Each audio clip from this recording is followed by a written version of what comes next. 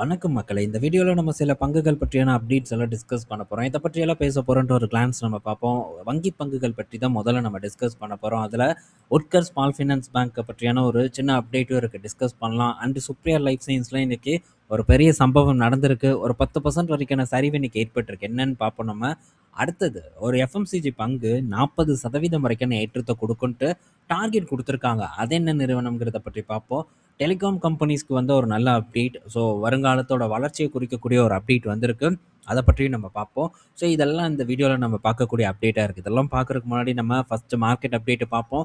So இன்னைக்கு Nifty 50 open ஆனதுலேருந்து இப்போ வரைக்கும் ஒரு நல்ல பாசிட்டிவ் பர்ஃபார்மன்ஸை டெலிவர் பண்ணிட்டு இருக்கு. ஸோ இந்த வாரம் ரொம்பவே பார்த்தீங்கன்னா வாலட்டைல் இருக்கக்கூடிய வாரம். அதுவும் பார்த்தீங்கன்னா ஆபத்தும் நிறைந்திருக்கக்கூடிய வாரம். அதில் மாற்று கருத்து இல்லை. ஏன்னா ரிசல்ட் இருக்குது. இந்த வாரம் வியாழக்கிழமையிலேருந்து ரிசல்ட் ஆரம்பமாகுது. ஸோ அதோட இம்பேக்ட் கண்டிப்பாக மார்க்கெட்டில் இருக்குங்கிறது நம்மளுடைய எதிர்பார்ப்பாக இருக்குது. ஸோ இந்த நிலமையில் மார்க்கெட் இன்னைக்கு நல்ல ஏற்றத்தை கொடுக்கறதுக்கான ரீசன் பார்த்தீங்கன்னா வங்கி பங்குகளோட பர்ஃபார்மன்ஸ் தான். அதுலேயும் குறிப்பாக ஹெச்டிஎஃப்சி பேங்க் இன்னைக்கு தலைமை தாங்கி பேங்க் நிஃப்டியை வழிநடத்தி கொண்டு போகுதுன்னே சொல்லலாம். ஹெச்டிஎஃப்சி பேங்க் பார்த்தீங்கன்னா இன்னைக்கு டேயில் 3.5% வரைக்கான ஒரு ஏற்றத்தை டெலிவர் பண்ணிட்டு இருக்கு. ஸோ அகைன் பார்த்தீங்கன்னா இப்போ 830 கிட்ட வந்துருச்சு. ஆல்மோஸ்ட் லாஸ்ட் டிப்ல இருந்து ஒரு ₹100 வரைக்கான ஒரு ஏற்றத்தை எஸ்டிஎஃப்சி பேங்க் டெலிவர் பண்ணியிருக்கு. ஸோ இது டிப்லலாம் நம்ம டிஸ்கஸ் பண்ணிட்டு இருந்த ஒரு நிறுவனம் தான். அதில் எந்த ஒரு சந்தேகமும் இருக்காது. ஸோ நல்ல சான்ஸை பார்த்தீங்கன்னா நமக்கு கொடுத்தது. இப்போ திரும்ப பார்த்தீங்கன்னா ஒரு ஏற்றத்தை வந்து போஸ்ட் பண்ணிட்டு இருக்கு. ஸோ ஏற்றத்தை நம்ம வரவேற்போம். அண்டு சேம் டைமில் பார்த்தீங்கன்னா இன்னைக்கு டேயில் இண்டஸ்இண்ட் பேங்க் ஒரு பெட்டர் பர்ஃபார்மன்ஸை கொடுத்துட்டு இருக்கு. ஒரு 2.25% வரைக்கான ஏற்றத்தை போஸ்ட் பண்ணிட்டு இருக்கு. அது மட்டும் இல்லை, இண்டஸ்இண்ட் பேங்க் பார்த்தீங்கன்னா இன்னைக்கு டேயில் ₹1000 பார்த்தீங்கன்னா தாண்டிருச்சு. நான் ரீசெண்டாக இதில் ப்ராஃபிட் புக் பண்ணியிருந்தேன். ஞாபகம் இருக்குன்னு நான் நினைக்கிறேன் நண்பர்களுக்கு. ஸோ 9:30 அங்கே அந்த டைமில் பண்ணேன். இப்போ ₹1000 கிட்ட இந்த இண்டஸ்இண்ட் வந்து ட்ரேட் ஆகிட்டு இருக்கு. ஸோ ₹1000 அப்படிங்கிறது ஒரு மைல் ஸ்டோன் அப்படின்னு நம்ம சொல்லலாம். இண்டஸ்இண்ட் பேங்க்கை பொறுத்த வரைக்கும் ஒரு நல்ல டிப்புக்கு அப்புறம் ஒரு ஏற்றத்தை கொடுத்துருக்கு. ஐயோ நீங்கள் மிஸ் பண்ணிட்டீங்களே, ஸோ ப்ராஃபிட் புக் பண்ணது இந்த இடத்துல தவறோ அப்படிங்கிற மாதிரியான கேள்விகள் எல்லாம் ஆனாலும் கூட ஸோ சேம் இதே இடத்துல ப்ராஃபிட் புக் பண்ண அமௌண்ட் எங்கே போயிருக்கு? ஸோ இங்கே போயிருக்கு, நம்ம ஹெச்டிஎஃப்சி பேங்க்கில் போயிருக்கு. ஸோ ஹெச்டிஎஃப்சி பேங்க்கோட பர்ஃபார்மன்ஸும் பெட்டர் பர்ஃபார்மன்ஸாக தான் இருந்துட்டு வந்துட்டு இருக்கு. ஸோ அது வரைக்கும் ஹாப்பி தான். ஸோ அதே மாதிரி தான் ஃபெட்ரல் பேங்க்கை பொறுத்த வரைக்கும் சரி. ஸோ அங்கேயும் பார்த்தீங்கன்னா ஓரளவு டீசெண்டான பர்ஃபார்மன்ஸ் இருக்குது. பட் அதையும் கொண்டு வந்து ஒரு சேஃபான இடம் வேணும் அப்படின்ட்டு ஸோ ஹெச்டிஎஃப்சி பேங்க் பக்கம் நான் போயிருக்கேன். ஸோ இப்போது இண்டஸ்இண்ட் பொறுத்த வரைக்கும் ரிஸ்க் இருக்குது. Q1 பிஸ்னஸ் அப்டேட் பார்த்தோம். ஸோ அந்த அளவுக்கு வளர்ச்சி இல்லை. ஆனால் அது ஸ்லோவாக பார்த்தீங்கன்னா ஏற்பட ஆரம்பிக்கும். அதில் எந்த சந்தேகமும் இல்லை. ஆனால் அதே நேரத்தில் இந்த சிக்கலில் இருக்கக்கூடிய ஒரு பங்கை நம்ம போர்ட்ஃபோலியோவில் வச்சுக்கணுமாங்கிறது என்னுடைய கேள்வியாக இருந்தது. அந்த கேள்விக்கான பதில் அதை ஷிஃப்ட் பண்ணிடலாம் அப்படிங்கிறதுக்காக தான் இங்கேருந்து அதை இன்னொரு பக்கம் வந்து நான் ஷிஃப்ட் பண்ணேன். அதே தான் ஃபெட்ரல் பேங்க்கும். ஏன்னா ஃபெட்ரல் பேங்க் இருக்கக்கூடிய வேல்யூவேஷனுக்கு ஹெச்டிஎஃப்சி பேங்க்கே ரொம்ப நல்ல ஒரு அட்ராக்டிவான வேல்யூவேஷனில் இருக்கே அப்படின்னு தான் அதை வந்து சூஸ் பண்ணேன். இதெல்லாம் பார்த்தீங்கன்னா என்னோட ரீசன் என்ன காரணத்துக்காக நான் சூஸ் பண்ணியிருக்கேன்ட்டு. ஸோ என்னோட ரீசனை இங்கே வைக்கிறேன். இது சில பேருக்கு ஏற்றுக்கலாம், சில பேர் ஏற்றுக்க முடியாது. No problem. இது நான் பண்ண ஒரு விஷயம். அதை இந்த இடத்துல நான் ஷேர் பண்ணுறேன். ஓகே. ஸோ அடுத்தது பார்த்தீங்கன்னா இன்னைக்கு டேயில் கோட்டாக் பேங்கை போட்டு கொளுத்தி எடுத்திருக்காங்க. ஸோ கோட்டாக் பேங்க் ஒரு 3.5% வரைக்கான இறக்கத்தை கொடுத்துருக்கு. ஸோ ரீசன் அப்படின்னு பார்த்தா இது சேம் அதே தான். Q1 பிஸ்னஸ் அப்டேட்டு தான் வந்து காரணமாக சொல்கிறாங்க. ஒரு பக்கம் நல்லா ஏறி இருக்கு, அதுக்கும் Q1 பிஸ்னஸ் அப்டேட் இது நான் இறங்கி இருக்கு, இதுக்கும் பார்த்தீங்கன்னா அதே ஒரு விஷயத்த சொல்கிறாங்க. ஆனால் அந்தளவுக்கு மோசமாலாம் வந்து கொடுக்கல. ஸோ ஓகேவான பர்ஃபார்மன்ஸை தான் கொடுத்துருக்காங்க. பட் இருந்தாலும் அடிச்சிருக்காங்க. பட் அதெல்லாம் நம்ம பெருசாக எடுத்துக்க வேண்டாம். ஏன்னா இப்போது ஒரு ரீசன் வேணும். இந்த Q1 பிஸ்னஸ் அப்டேட்டை காட்டி வந்து வேலைத்தனத்தை பண்ணிட்டு இருக்காங்க. ரிசல்ட் நமக்கு கிளியர் பிக்சரை காமிக்கும். ரிசல்ட் வர வரைக்கும் நம்ம பொறுத்திருப்பது நம்ம கையில் தான் இருக்குது. ஓகே.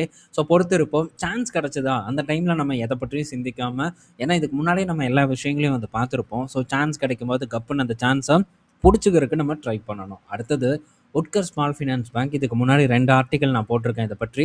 அண்டு வீடியோஸ்லையும் இதை பற்றி நான் டிஸ்கஸ் பண்ணியிருக்கேன். ஸோ இந்த உட்கர் ஸ்மால் ஃபினான்ஸ் பேங்க்கில் என்ன மாற்றம் நடக்குதுங்கிறத பற்றியும் நம்ம பேசியிருக்கோம். அன்செக்யூர்ட்லேருந்து செக்யூர்டுக்கு வந்து மூவ் ஆகுறாங்க. இதுதான் இந்த இடத்துல நடக்கக்கூடிய ஒரு பெரும் மாற்றம். ஸோ பெரிய அளவுக்கான ஒரு ரீஸ்ட்ரக்சரிங் இந்த உட்கர் ஸ்மால் ஃபினான்ஸ் பேங்க்கில் நடந்துகிட்ருக்கு. ஸோ இந்த செக்யூர்டுக்கு மூவ் ஆகக்கூடிய ஒரு காரணத்தினால ஸோ இன்னும் வந்து இவங்களுடைய ஒரு சேஃப்டி, இந்த நிறுவனத்தோட ஒரு உறுதித்தன்மை பார்த்திங்கன்னா இன்னும் கொஞ்சம் மேம்படும் அப்படிங்கிறது என்னோட கணிப்பாக வந்து இருந்தது. ஸோ இப்போது இந்த காலாண்டில் அவங்களோட டிஸ்பர்ஸ்மெண்ட் பார்க்கும்போது கிட்டத்தட்ட நல்லா உயர்ந்திருக்கு. 40%க்கு மேலே கடனை பார்த்திங்கன்னா கொடுத்துருக்காங்க. இது ஒரு பெரிய ஒரு விஷயமா பார்க்கப்படுது. ஏன்னா ஸோ இந்த மைக்ரோ ஃபினான்ஸ் ரிலேட்டடாக இருக்கக்கூடிய நிதி நிறுவனங்கள் எல்லாம் இப்போ தான் கொஞ்சம் கொஞ்சமாக வந்து ரெக்கவர் ஆகிட்டு வந்துட்டு இருக்கு. கடனை பார்த்திங்கன்னா திரும்ப அதிகம் கொடுக்குறாங்க. ஆனால் திரும்பவும் அதே ரீட்டெயில் செக்மெண்ட்டுக்கு கடனை கொடுக்கும்போது, அதாவது குறிப்பா அன்செக்யூர்ட் லோன கொடுக்கும்போது, அது அகைன் வந்து ஆபத்துல மாட்டுறதுக்கான வாய்ப்பு இருக்கு. ஸோ இது ஒரு சைக்கிள். இந்த சைக்கிள் பார்த்தீங்கன்னா, பெரிய அளவுக்கு பார்த்தீங்கன்னா, இந்த அன்செக்யூர்ட் லோன ப்ரொவைட் பண்ணுவாங்க. அண்ட் கொஞ்ச நாள், கொஞ்சம் வருடங்கள் கழித்து திரும்ப அது என்பிஏவா மாறும். அண்ட் அகைன் பார்த்தீங்கன்னா, திரும்ப அத அந்த விஷயத்தையே வந்து ஒரு ரொட்டேஷனா வந்து பண்ணுவாங்க. இதுதான் பார்த்தீங்கன்னா, ஒரு சைக்கிள் அப்படின்னு சொல்லுவோம். ஸோ இந்த சைக்கிள்ல தான் பல நிதி நிறுவனங்கள் இருக்கு. ஸோ அன்செக்யூர்ட்லேருந்து செக்யூர்டுக்கு மூவ் ஆகுறது, இல்ல செக்யூர்ட் அசெட்ட வந்து அதிகமா வைக்கிறது. இது ரொம்ப பெரிய அளவுக்கான ஒரு சேஃப்டிய குடுக்கும், நிதி நிறுவனங்கள பொறுத்தவரைக்கும். ஆனா, அது பலரும் பண்றதுக்கு தயங்குறாங்க. ஏன்னா, இந்த அன்செக்யூர்ட்ல குடுக்கக்கூடிய வட்டி தான் ரொம்ப அதிகம். ஸோ நாங்க வந்து ஏழை எளிய மக்களுக்கு உதவி பண்றோம் அப்படின்ட்டு ஒரு உருட்டு உருட்டுவாங்க. அந்த உருட்டெல்லாம் நம்ம நம்பவே முடியாது. ஏன்னா, எக்கச்சக்கமான வட்டி 20% 30% வரைக்கான வட்டிய பார்த்தீங்கன்னா, போட்டு தீட்டு தீட்டுன்னு தீட்டுவாங்க. எவன் எப்படி கட்டுவான்? ஸோ அதனால தான் கட்டாம இந்த ஓடு அப்படின்னு சொல்லிட்டு எல்லாம் கிளம்பிடுறாங்க. ஸோ அது என்பிஏவா வந்து மாறி நிக்குது. ஸோ இது ஒரு பெரிய ஒரு காரணம். இந்த மைக்ரோ ஃபினான்ஸ் பார்த்தீங்கன்னா பாதிக்கப்படுவதற்கு. பட் இப்போ உட்கர்ஷ் அதிலிருந்து மாறுபடுறாங்க. செக்யூர்டு நோக்கி நகர்றாங்க. குறிப்பா கோல்டு லோன், ஹவுசிங் லோன் இந்த மாரி ரொம்ப செக்யூர்டான அசெட்ட நோக்கி நகர்வது, இத பொறுத்தவரைக்கும் ரொம்ப பாசிட்டிவான ஒரு நியூஸா தான் நான் வந்து பார்க்குறேன். ஸோ இது இன்னும் ரிசல்ட் வரணும். ரிசல்ட் வந்ததுக்கப்புறம் இத பற்றி நம்ம திரும்ப டீட்டெயில்டா டிஸ்கஸ் பண்ணுவோம் மேபி. ஸோ இத பற்றி தெரிஞ்சுக்கணும்னு நீங்க நினைச்சீங்கன்னா, நம்ம வெப்சைட் போங்க. அங்க இத பற்றி 2 ஆர்டிக்கல் போட்டிருப்பேன். செக் பண்ணி பாருங்க. புரிதல் உங்களுக்கு ஏற்படும். அடுத்தது கவர்மெண்ட் பேங்க்ஸ் பற்றியான ஒரு அப்டேட். ஸோ இப்போ சிடி ரேஷியோ பார்க்கும்போது கவர்மெண்ட் பேங்க்குக்கு ரொம்ப அட்ராக்டிவா இருக்கு அப்படின்னு சொல்றாங்க. ஏன்னா இவங்க நமக்கெல்லாம் லோனே கொடுக்க மாட்டாங்கல்ல. அதனால அட்ராக்டிவா இருக்கு அப்படின்ட்டு இந்த இடத்துல காமிக்கப்படுது. ஸோ உண்மையும் கூட தான். ஏன்னா அவங்க பெரிய அளவுக்கு கார்ப்பரேட்டுக்கு அதிகமா லோன் குடுப்பாங்க. அண்டு மற்றபடி கோல்டு லோனு, இந்த விவசாய லோன் இந்த மாரியெல்லாம் குடுப்பாங்க. அண்டு எஜுகேஷன் லோன் இதெல்லாம் பார்த்தீங்கன்னா ப்ரொவைட் பண்ணுவாங்க. பட் இந்த பர்சனல் லோன் இந்த மாரியான விஷயத்துல பெரிய அளவுக்கு வந்து இந்த பிஎஸ்யூ பேங்க்ஸ் வந்து ஈடுபடவே படாது. ஸோ அதனால இவங்களுக்கு நல்ல ஒரு இது இருக்கு. இன்னும் கடன் குடுக்கறதுக்கான வாய்ப்புகள் ரொம்ப அதிகமா இருக்கு. ஸோ அத இந்த பிஎஸ்யூ பேங்க்ஸ் எப்படி பயன்படுத்துவாங்கங்கிறத நம்ம பொறுத்திருந்து வந்து பார்க்கணும். பட் இன்னைக்கு பிஎஸ்யூ பேங்க்ஸோட பெர்ஃபார்மன்ஸ் எல்லாம் இறங்கியிருக்கு. ஸோ இறங்கட்டும். அதுதான் நமக்கு வேணும். ஸோ இறங்குச்சுன்னா நெக்ஸ்ட் ஒரு சான்ஸ் பார்த்தீங்கன்னா, இந்த இடத்துல ஓப்பன் ஆகும் அப்படின்னு தான் நான் எதிர்பார்க்குறேன். ஸோ எனக்கு ஓப்பன் ஆச்சுன்னா ரொம்பவே ஹாப்பி.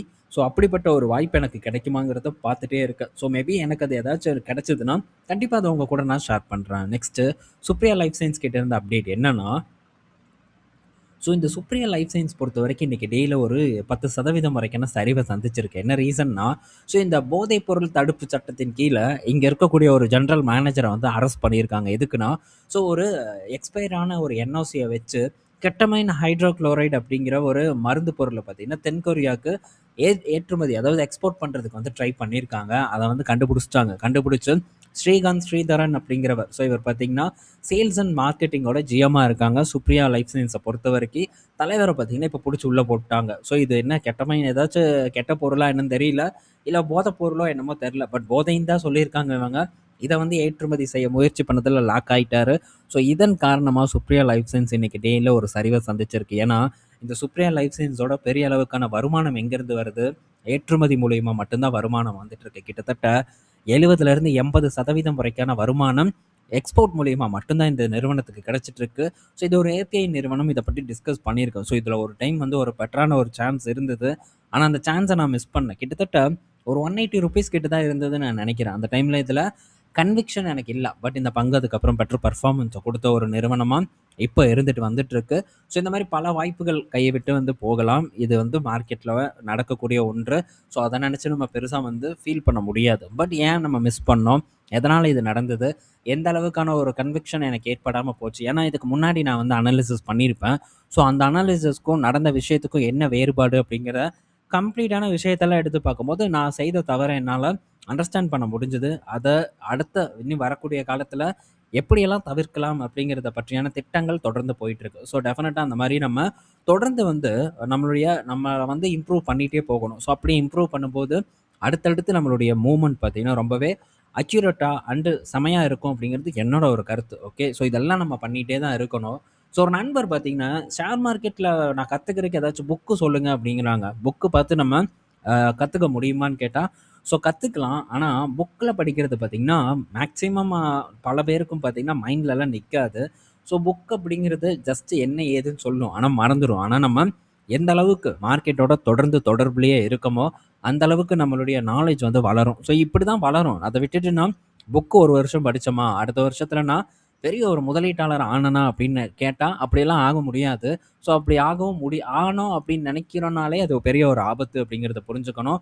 ஸோ தொடர்ந்து கத்துக்கோங்க. தேடல் தான் ஷேர் மார்க்கெட்ல உங்களுக்கு பெரிய அளவுக்கான நாலேட்ஜையே ஏற்படுத்தும். ஸோ தேடல் இல்லாம சீக்கிரமா இதெல்லாம் இருக்கு. ஆல்ரெடி டிஃபைன் பண்ண விஷயங்கள படிச்சுட்டு, ஸோ எனக்கு மார்க்கெட் தெரியும் அப்படின்னு நீங்க நினைச்சீங்கன்னா, கண்டிப்பா வந்து மார்க்கெட்ல சக்சஸ் ஆக முடியாது. ஏன்னா, ஸோ அங்க இருக்கக்கூடிய விஷயங்களுக்கும், மார்க்கெட்டுக்கும் பெருசா வந்து தொடர்பே இருக்காது. சும்மா வந்து சொல்லிக் குடுப்பாங்க. ஆனா, அதெல்லாம் நம்ம இம்ப்ளிமெண்ட் பண்ணா, மார்க்கெட்ல பெருசா வெற்றி பெற முடியாது. ஸோ அதனால இந்த புக்கு தேடுறது இதெல்லாம் விட்டுட்டு, முடிஞ்ச அளவுக்கு மார்க்கெட்ல வெற்றி பெறணும்னு நெனச்சா, ஸோ எந்த அளவுக்கு உங்களால டைம் ஸ்பெண்ட் பண்ண முடியுமோ, அந்த அளவுக்கு டைம் ஸ்பெண்ட் பண்ண ட்ரை பண்ணுங்க.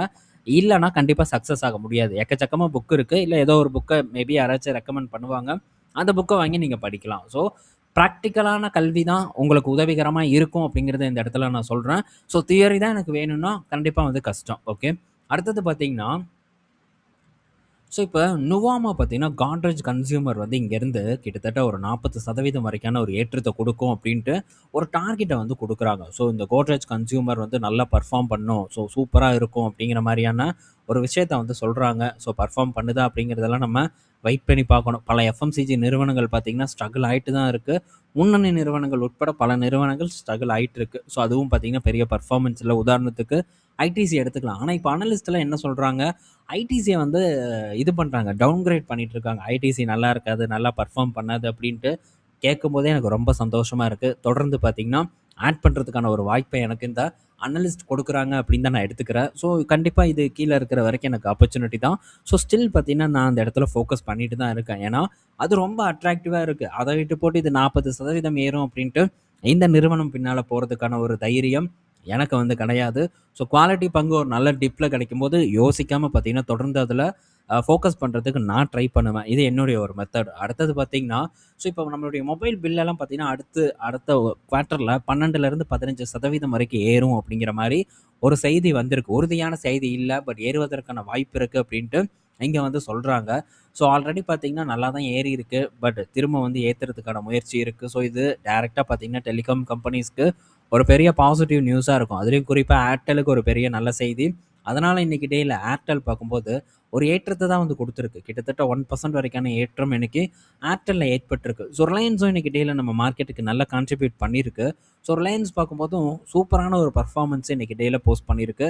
ஸோ ஃபர்தரா டிப் ஆச்சுன்னா என்ன பொறுத்தவரைக்கும் நல்லது. ஏன்னா நம்மள மாரி ரீட்டெயில் இன்வெஸ்டருக்கு இறங்க இறங்க தான் வாய்ப்பு ஏற்படும். ஏற ஏற வாய்ப்பு ஏற்படாது. ஸோ ஒரு நண்பர் கூட கேட்டாரு. என்னன்னா, ஏன் நம்ம ஏறும்போதெல்லாம் வாங்கக்கூடாது? ஒரு இன்ஸ்டா இன்ஃப்ளூயன்சர் பார்த்தீங்கன்னா, ஸோ ஏறும்போது தான் வாங்கணும், இறங்கும்போது வாங்கக்கூடாது அப்படின்னு சொல்லி சொன்னாரு அப்படின்னு சொல்லி கேட்டாங்க. ஸோ அது வந்து momentum trading. So momentum trading பண்ணலாம். அதற்கான சூழ்நிலை மார்க்கெட்ல இருக்காங்கிறத ஃபர்ஸ்ட் அண்டர்ஸ்டாண்ட் பண்ணணும். ஸோ ஏதோ ஒரு ஸ்டாக்ல வெற்றி பெறலாம். ஆனா பல ஸ்டாக்ல தோல்வி வருவதற்கான வாய்ப்பு அதிகமா இருக்கு. மேபி டவுட்டா இருந்ததுன்னா, நீங்க தாராளமா அத எக்ஸ்பெரிமென்ட் பண்ணி பாருங்க. கண்டிப்பா உங்களுக்கு அதோட ரிசல்ட் வந்து தெரியும். ஓகே. நல்லா இருந்ததுன்னா, தொடர்ந்து நீங்க அத கன்டின்யூ பண்றதுக்கு ட்ரை பண்ணிக்கலாம். பட் எனக்கு அது சூட்டபிளான ஒரு முறை இல்ல. அடுத்தது பார்த்தீங்கன்னா, பிபிசிஎல் கிட்ட இருந்து ஒரு அப்டேட்டு.